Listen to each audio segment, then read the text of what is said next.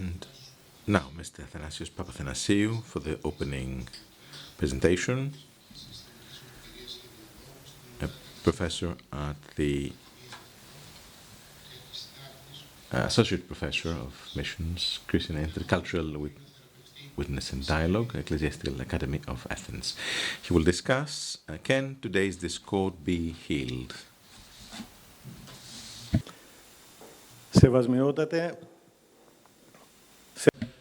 Your Eminence, Graces, Fathers,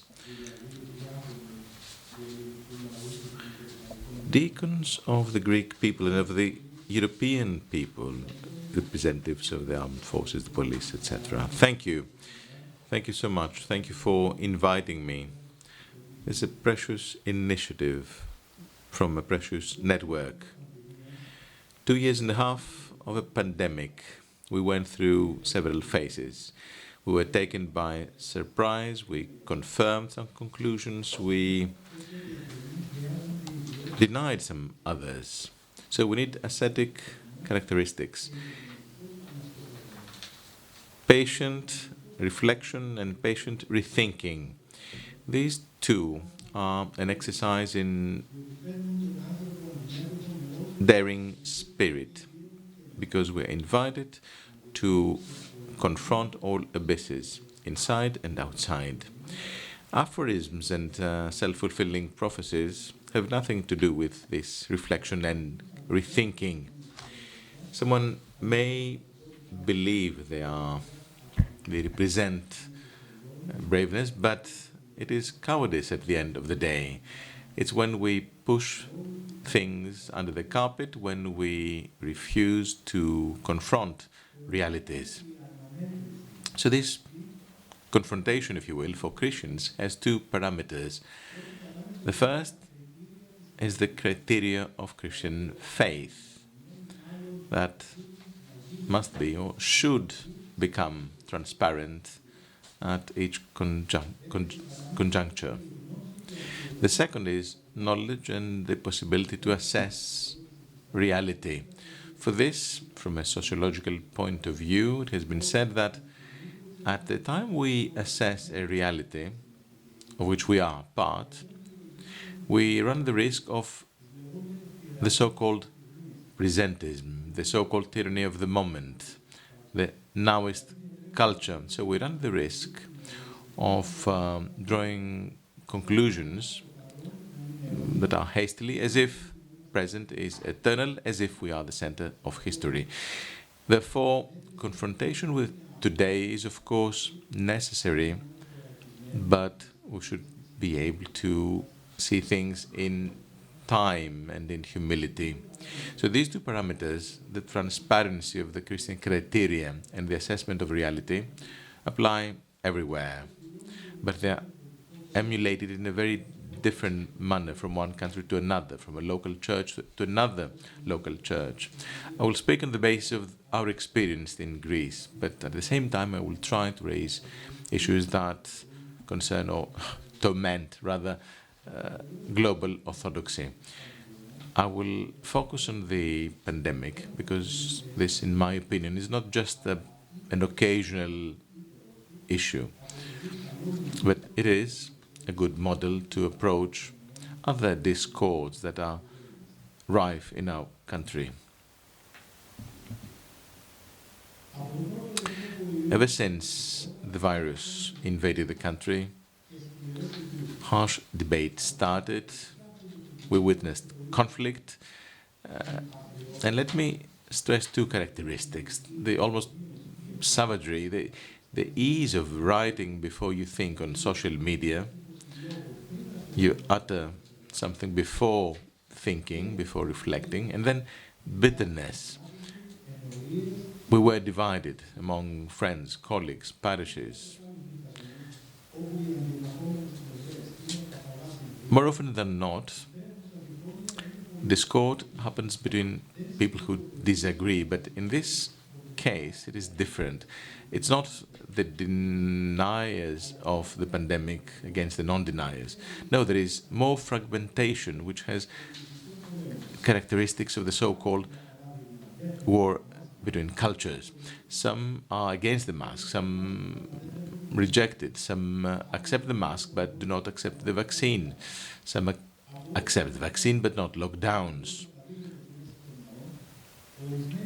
Among those of us who accept that the virus can be transmitted even in a church, some have problems with changing the delivery of the Eucharist. And we also have ridiculous examples. We have fighters against 666 who are against the vaccine, and then these denounce other fighters against 666 who, however, are in favor of the vaccine. So I would say that at the end of the day, the most harsh battles happen between fundamentalists, not between fundamentalists and non-fundamentalists. But how big are these groups in discord? We don't know. We need studies that have not been carried out, but I think these camps are quite uneven. There are minorities that make a lot of noise, especially among the church. We know persons who enjoy the commitment of fanatical supporters, irrespective of whether our society turns their back on them. So how many are those who are against the vaccine, considering this is the mark of Antichrist? How many are against the vaccine for medical reasons or because they have lost their trust to the managers of the crisis? Recent research by the Athanasios Foundation showed that 3 years ago, in 2019, just after the end of the depressive experience of the memoranda, 30% of Greeks said they were optimistic. 30%, 30% were optimistic. This spring, this percentage went down to 19.2%. 19.2%. So, today, insecurity is exacerbated, frustration is exacerbated, then anger. And the fourth answer in these polls is optimism. So which group would you guess is the most optimistic? Well, the answer is this: those who have a monthly income above 3,000 euros. These are the optimistic in our society. So, you see, we must factor in many different things in discussing discord. Before discussing the healing of discord, let us try to clarify the concept. For the people of the Church, it is easy to say big words about the unity of the Church on a sacramental basis, not a sociological basis. However, this unity cannot be contemplated in abstracto. It comes from God, but the share of the responsibility of man is to respond and build this unity. How do we build the Church's unity? Through the confrontation. In the Acts of the Apostles, we read the emblematic saying, all the believers were one in heart and mind, and also that they were all together. However, this is a rather misleading picture. The Acts are the history of discord. Ananias and Sapphira, the mourning of widows for injustice,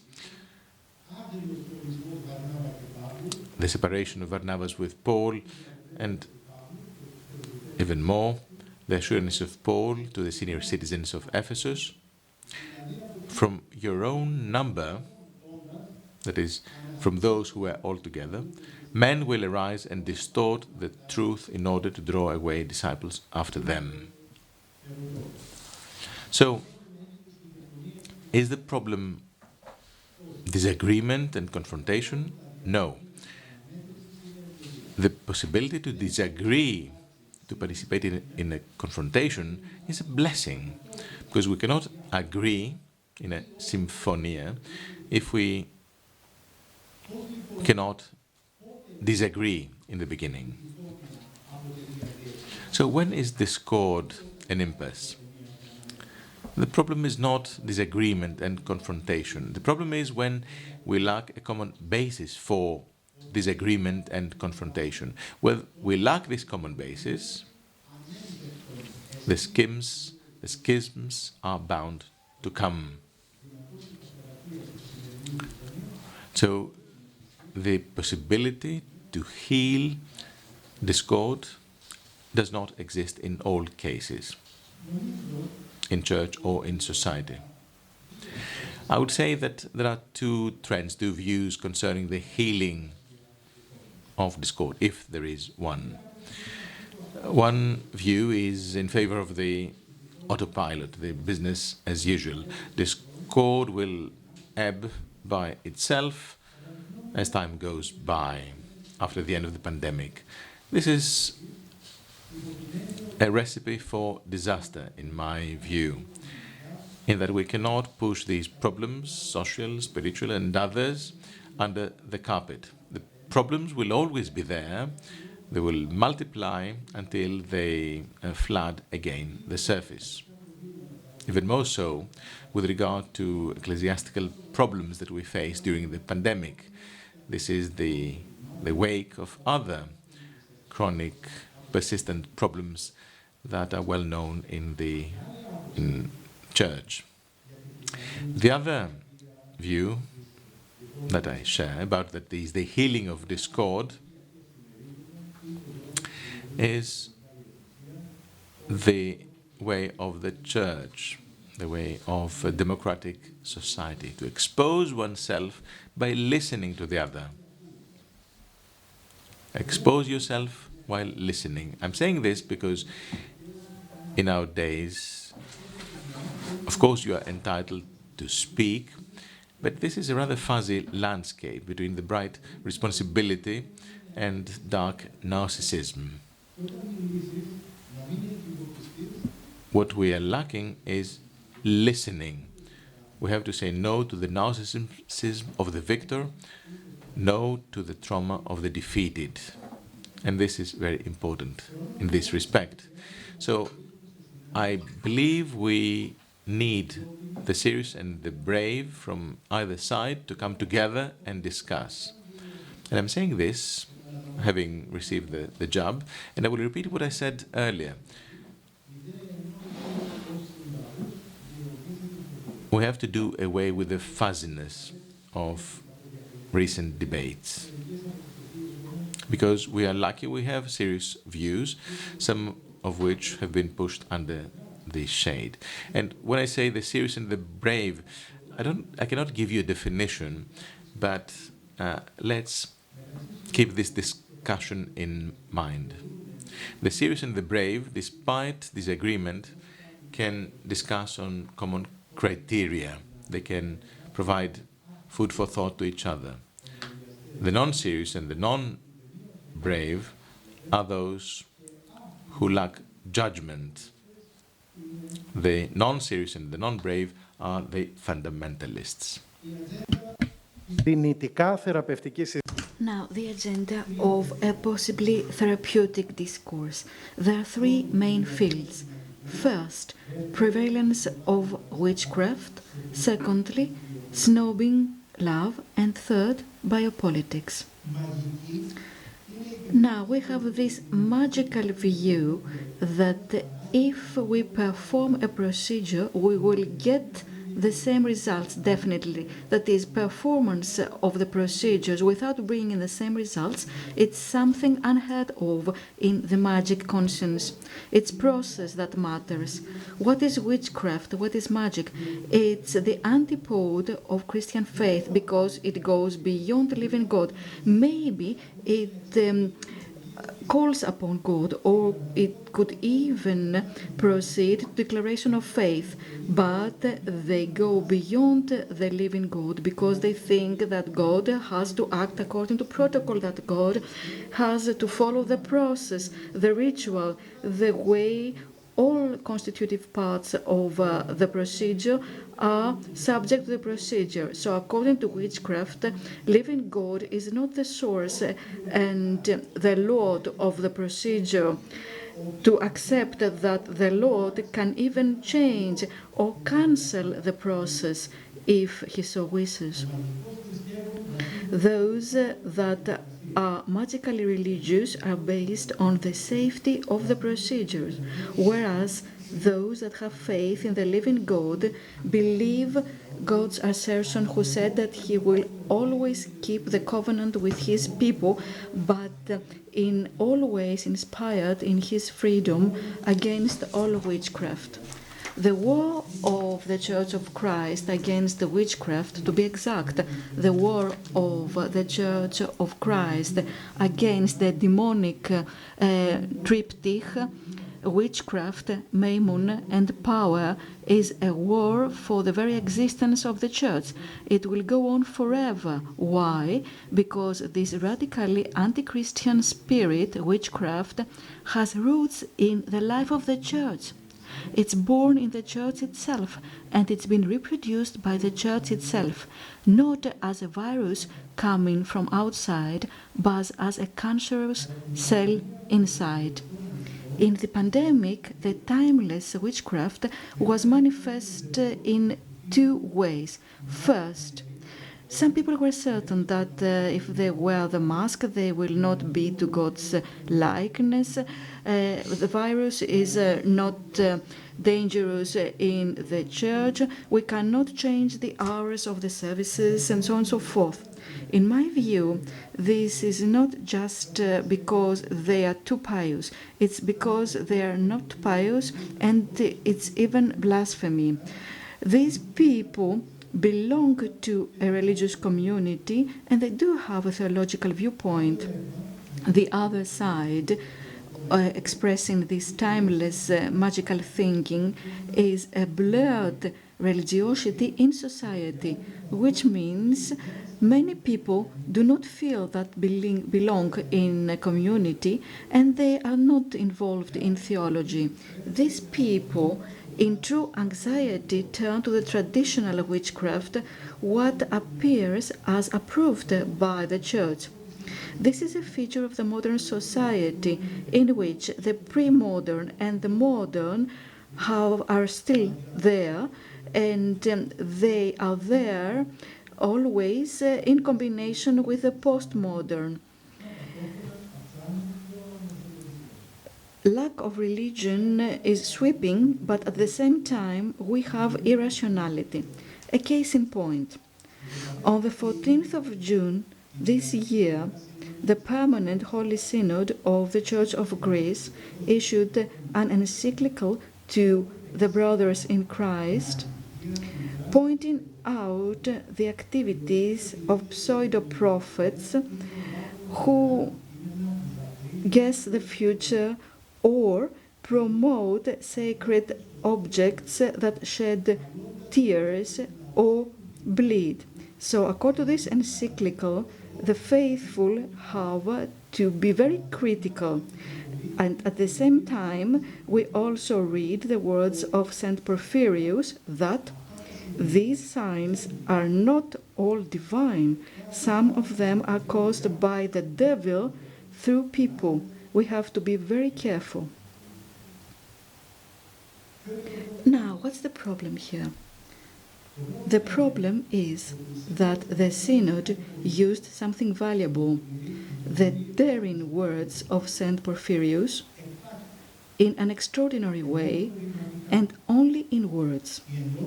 This view of the saint is not part and parcel with the canonicity of the life in church. On the contrary, ordinary life in church, in the canonical structure and under the canonical leadership, moves along the lines of these phenomena that were condemned suddenly in this encyclical. Okay, the phrases in the encyclical are correct, but between the lines we see that this encyclical does not really confront witchcraft per se. There is always confrontation with witchcraft as something disorderly, because some people put themselves away from the ecclesiastical structure. And the faithful are asked to be critical.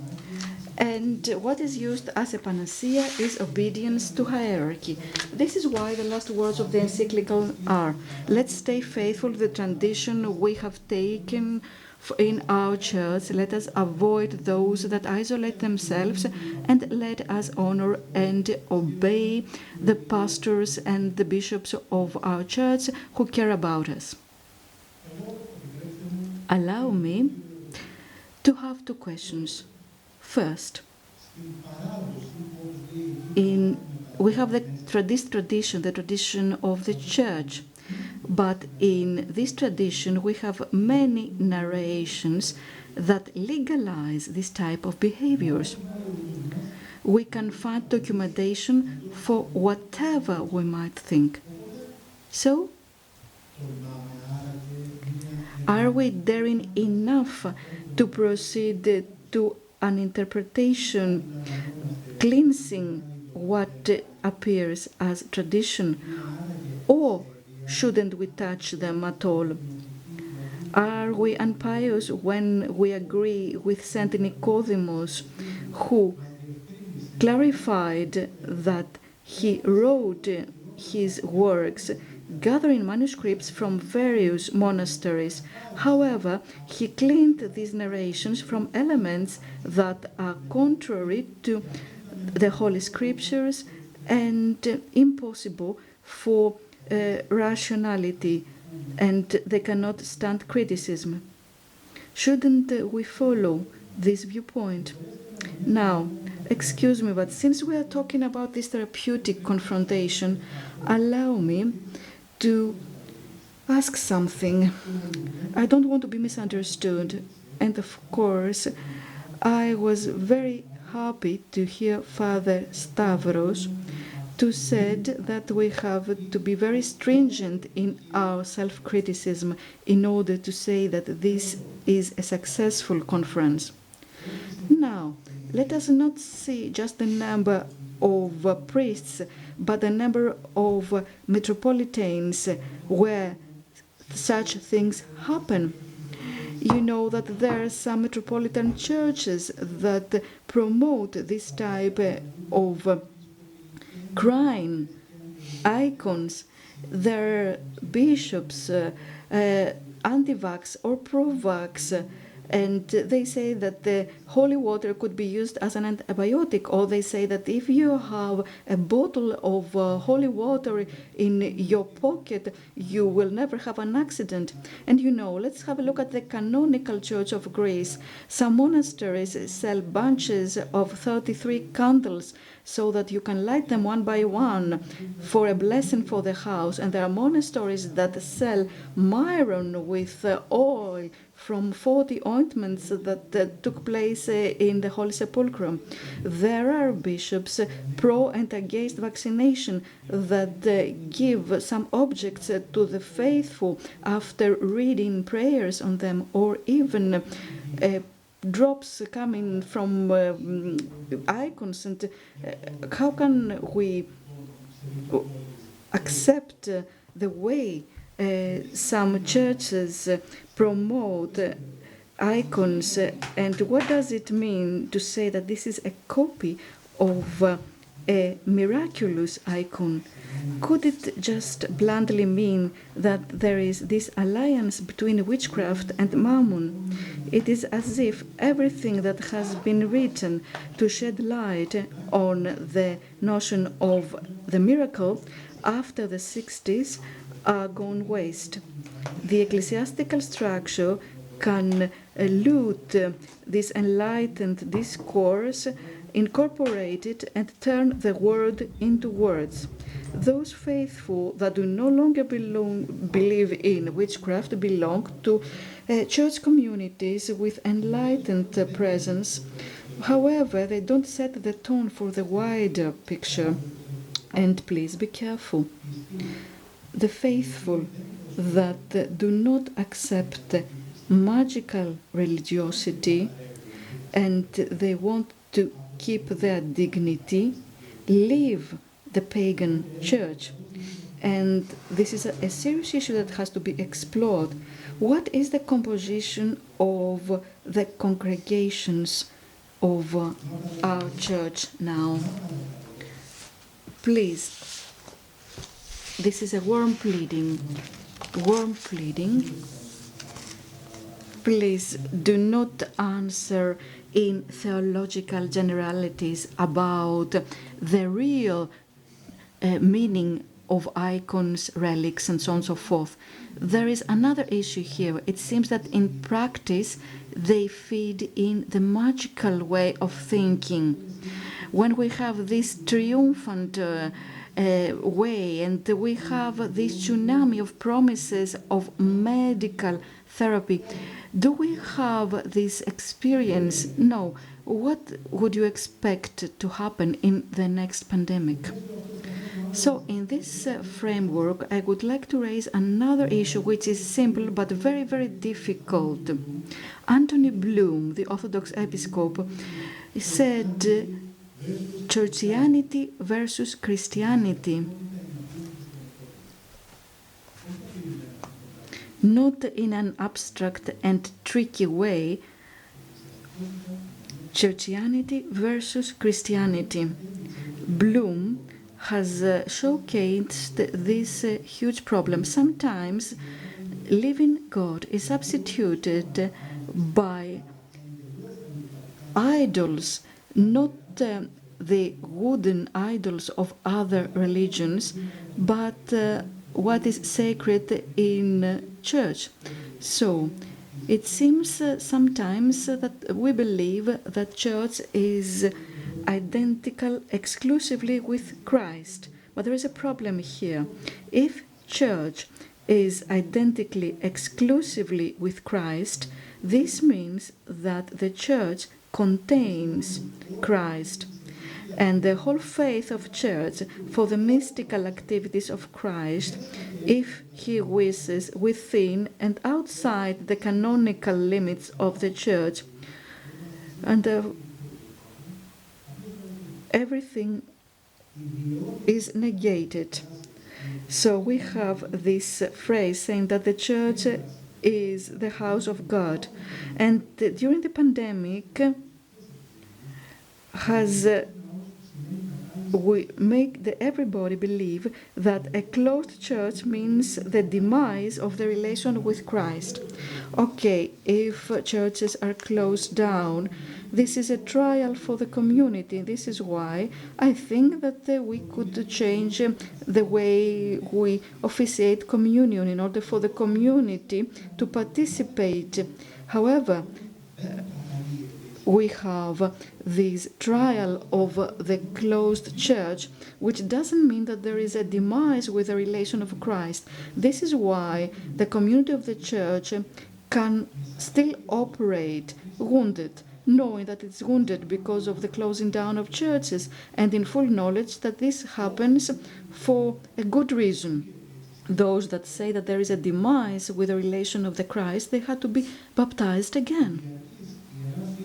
The Permanent Holy Synod indeed has tried to show that in the case of closed churches, what is lost is not the relation with Christ. But again, this is an extraordinary discourse. This is not happening on a daily basis in churches. For example, the Synod mentioned St. Chrysostomus, who says that those that are weak outside, in the streets, outside the church, are the most holy Lord's tables. These wonderful patristic words, and indeed I have been using these words for years, is not going through the church practices or the Eucharistic theology. And please, be careful. I don't want to cancel or take down Holy Eucharist. I just want to stress its dependence from the living God to avoid what Father Ioannis Romanidis called, in another framework, Eucharistic idolatry.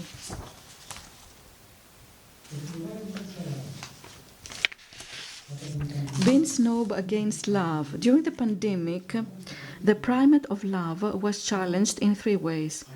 First, there were those that are in favor of love, but they do it hypocritically, and their aim is just to declare the government orientation towards individual responsibility and social distancing, and they don't see this lack of love in neoliberalism, which undermines public health service.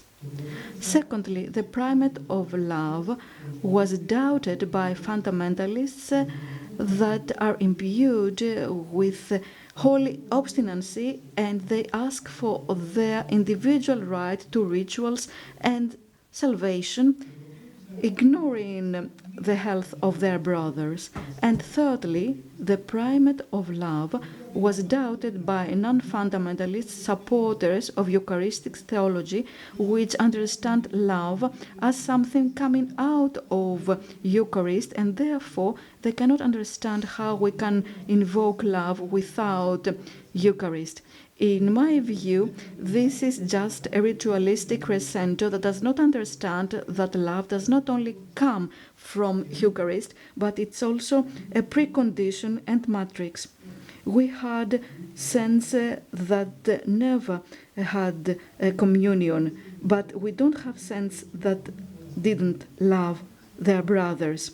So in this third case, we are talking about people that have left their theological mark.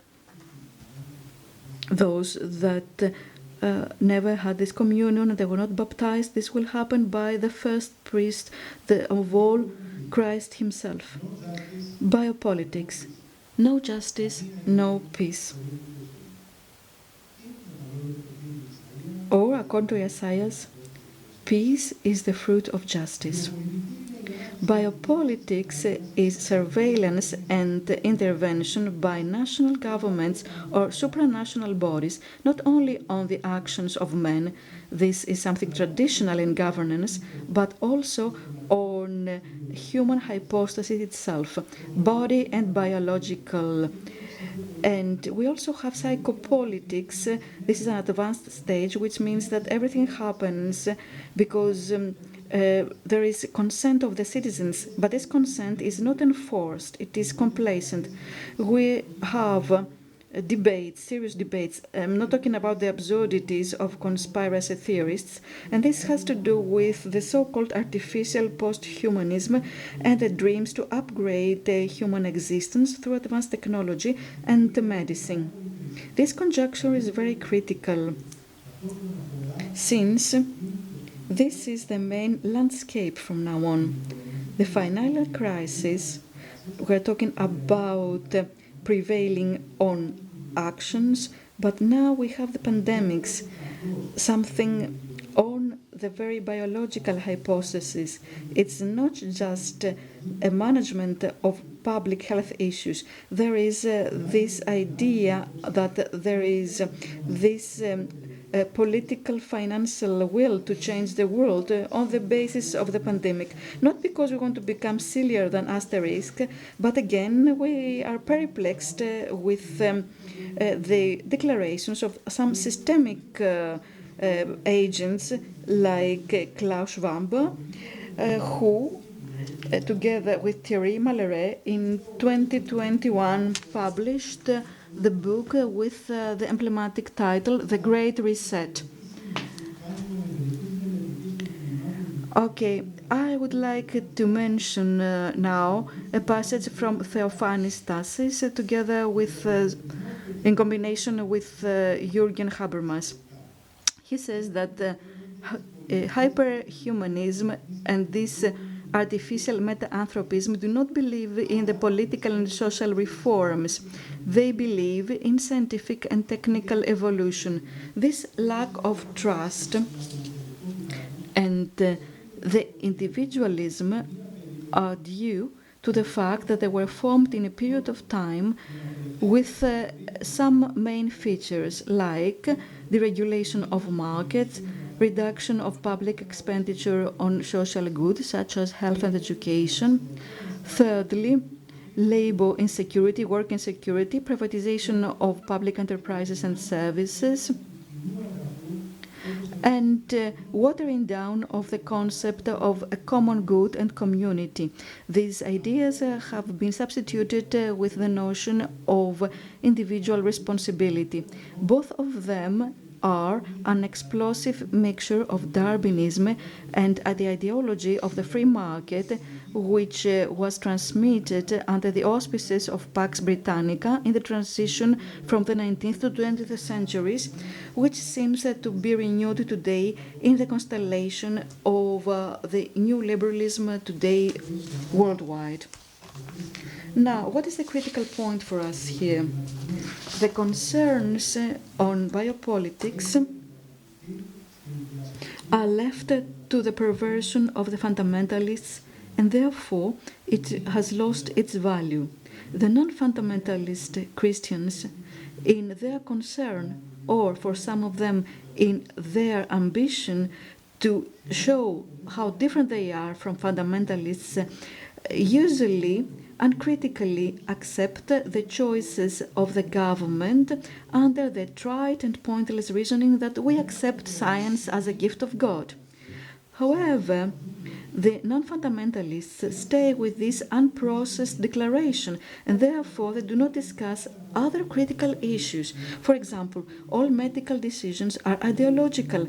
All scientific choices have cultural features as well. Scientism does not take into consideration qualities, and life is considered to be chemistry. Everything can be measured, and on top of it, this reality is regarded as a hyper-historic reality that cannot be criticized or changed. In parallel, it's very important to promote the public sphere and liberties.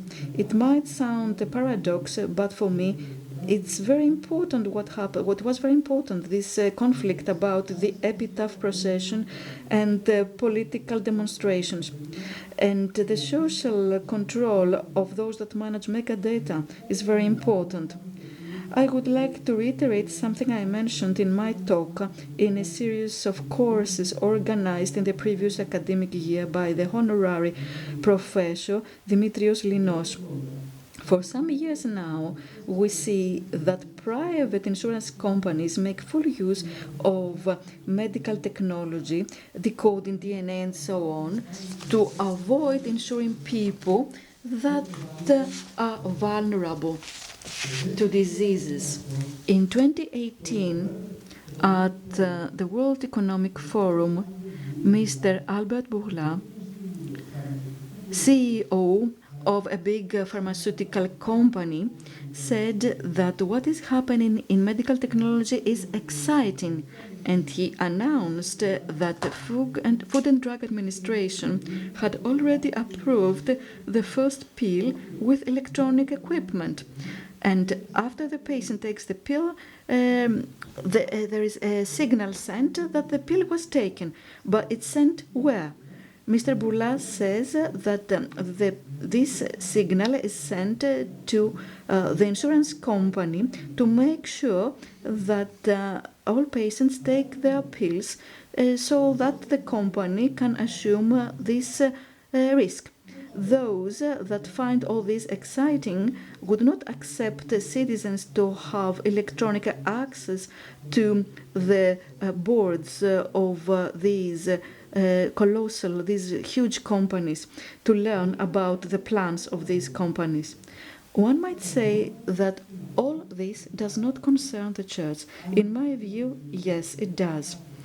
If the Church is to be confined to its own things, it will just express its own interests. On the contrary, the Church should care for all images of Christ and for the whole world. This is the difference between liberating dynamics on the one hand, and on the other hand we have the populist right movements that internationally have a rhetoric supporting the people and freedom from the elite, but on the other hand they are intolerant and they are thirsty for totalitarianism. This is a fine, decisive distinction. We also have a voice, an extramuros. These godless Christian Sloven philosopher Slavoj Zizek. The real Christian heritage, he writes, is very valuable to leave it to fundamentalist abominations. So, if we say yes to confrontation, then how? I claimed that the possibility to treat discord has to do with exposure to debate, exposure to talk, exposure to listen.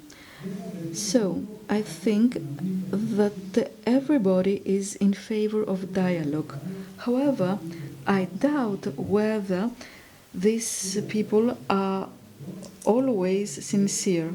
I would like to point out three issues having to do with the form of church communities now or in the future, since setting up online communities, the so-called online religiosity, puts offline religiosity in trial. First question: are there discourse structures in church communities? That is, this office, the office of debate, is it an integral part of dioceses the way it is an institutional, they have priesthood or worship as an integral part of their lives? Of course, there are some priests that have this personal disposition in favor of debate. I am talking about church as an institution, and my answer is that this is not really happening. Now, if indeed we think that the debate is important, can we think what it means to believe that institutionally all decisions should be taken individually by the bishop? Please let us not play with words by saying that we cannot accept the word individually and we are in favor of the word personally. These are just wordplay. This is just wordplay. And the situation is really problematic. If you believe that the bishop decides by himself, call it individually or personally, if you believe that the bishop contains everything and depending on the occasion, he asks clergymen and laymen to do to some of the offices he has ipso jure, then we see a massive problem. If bishop contains everything, there is no body of church. Paul the Apostle said that the bishop is one of the members of the churches and he has his own charisma, which is valuable, but it's only one of the charismas of the body.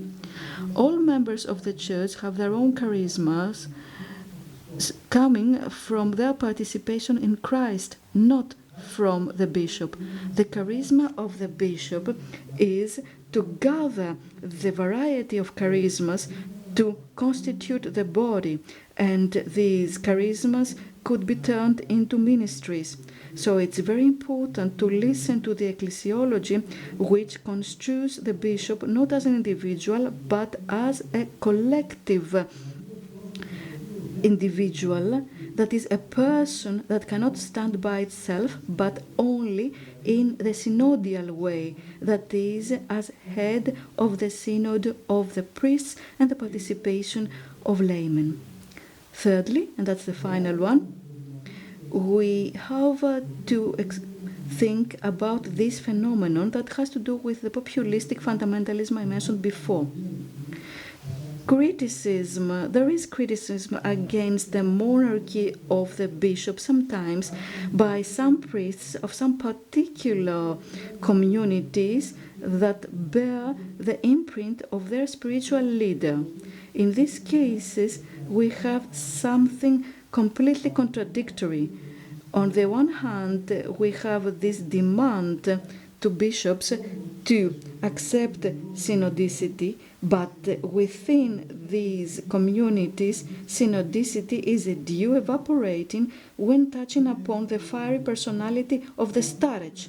It's a type of totalitarianism which only contradicts the totalitarianism of others.